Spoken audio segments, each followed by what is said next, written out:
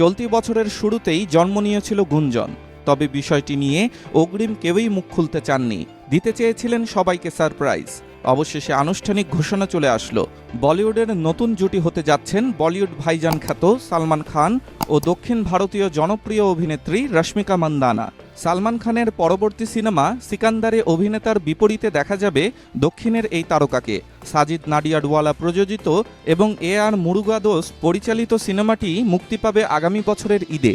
9 মে বৃহস্পতিবার সকালে সামাজিক যোগাযোগ মাধ্যম এক্সে সিনেমার আনুষ্ঠানিক ঘোষণা আসে, যেখানে সালমান আগে থেকেই নিশ্চিত ছিলেন।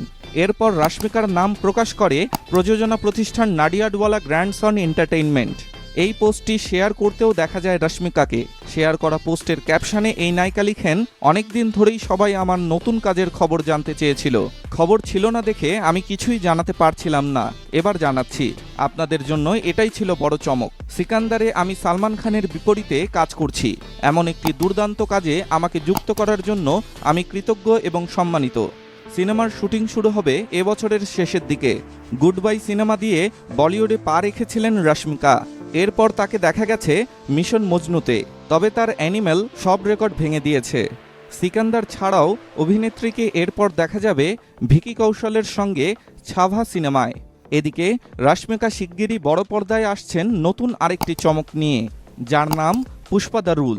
এটি 2021 সালের সুপারহিট ছবি পুষ্পা দ্য রাইজের দ্বিতীয় কিস্তি। ছবির নায়ক আল্লু অর্জুন। আগামী 15ই আগস্ট মুক্তি পাচ্ছে আকাঙ্ক্ষিত সিনেমাটি। ডেস্ক রিপোর্ট, স্টার সংবাদ।